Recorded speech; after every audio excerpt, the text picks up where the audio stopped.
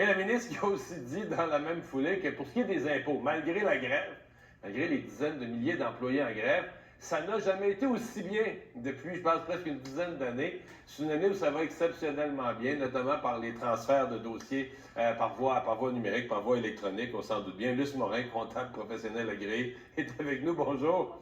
Est-ce que c'est vrai que ça va particulièrement bien cette année? Ça paraît bizarre pour le monde de dire qu'il y a des dizaines de milliers de fonctionnaires en grève, puis ça va mieux, là. Ça va pas mieux. Moi, je pense que c'est pas mal la même affaire parce que pour nous, de toute façon, qu'il y ait une grève ou non, effectivement, au moins, on peut télécharger, on a accès au dossier des clients. Donc, il n'y a aucun problème pour produire, puis pour transmettre électronique, TD, les déclarations dans les délais. Par contre, un des services, c'est le service téléphonique. Bon, je comprends que vous, si vous êtes comptable, vous êtes une professionnelle, c'est votre vie, c'est votre métier, vous connaissez toutes les nuances, toutes les règles. Mais parfois, des gens moins familiers appelaient pour savoir qu'est-ce que je fais avec ça. J'ai un T3, j'ai un T5, dans quel cas je rentre ça. Là, il y a peut-être un problème pour ces gens-là. Définitivement, parce que nous, de toute façon, on n'essaie de pas appeler. C'est trop compliqué, c'est trop long de toute façon. Mais c'est vrai que pour le particulier qui veut, lui, appeler, il n'y a plus de service téléphonique. Donc, c'est sûr qu'il n'y aura pas réponse à ces questions. Oui, ça, c'est le point.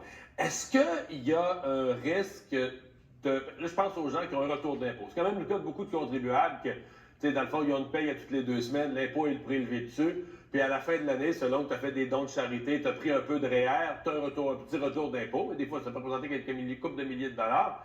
Est-ce qu'eux risquent de voir des délais avant de revoir leur retour d'impôt? Oui, définitivement. Ah oui? Oui, définitivement, parce que les avis de cotisation, normalement, aussitôt qu'on transmet, sont émis. Mais là, les avis sont retardés, donc les remboursements sont retardés par le fait même aussi.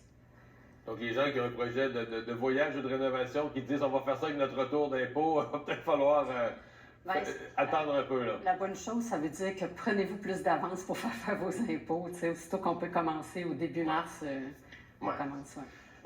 Est-ce que tout ce qui se fait par voie électronique, ça va bien? Il n'y a pas présentement, il n'y a rien qui accroche de ce côté-là? Non, il n'y a rien qui accroche de ce côté-là. C'est vraiment les services où on voudrait parler à un être humain, là. Exactement. Ouais. Heureusement pour nous. Oui, pour vous, pour les Parce qu'au moins, on est capable de produire dans les délais.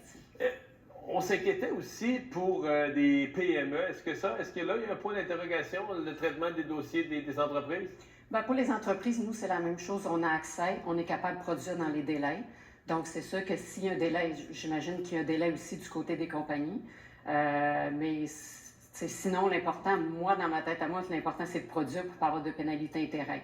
Le reste, c'est sûr qu'il y a le délai, puis ça vient jouer sur les liquidités des compagnies aussi. Là. Mais est-ce que quelqu'un qui en doit, est-ce que la personne, si c'est plus long de traiter le dossier, est-ce qu'on va charger de l'intérêt sur la période? Exemple des acomptes provisionnels non versés, des choses comme ça. Si c'est plus long pour le gouvernement de traiter le dossier, est-ce qu'on va charger plus d'intérêt? Ben, ça, c'est une bonne question. Oh, oui, c'est pas clair, ça, là. Ben, normalement, il en donne toujours, tu sais, mais sauf que le montant d'intérêt, c'est des peanuts que tu reçois comparé à ce que tu payes quand tu es en retard. Là.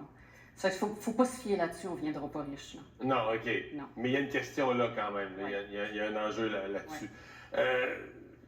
Les gens qui écoutaient la ministre hier pourraient se dire, ouais, mais là, ça va mieux que jamais avec 30 000 fonctionnaires en grève. Sont-ils inutiles? On serait-tu capable d'en mettre 10-15 000 de côté et faire l'économie? Avez-vous l'impression qu'il y a des gens qui font rien à l'Agence de revenus du Canada? Ben, je ne veux pas trop m'avancer là-dessus, mais depuis la pandémie, nous, on voit un gros impact sur beaucoup de dossiers à Revenu Canada qui ont traîné. C'est difficile de les contacter. Les dossiers traînent plus longtemps. Ça se promène d'une personne à l'autre. On ne sait pas trop où ça s'en va. Donc, je pense pas que ça change plus avec la grève, mais... Il y avait déjà des difficultés, là. Définitivement. Morin, merci beaucoup d'avoir été là. Ça me fait plaisir. Ah, Brigitte, la météo.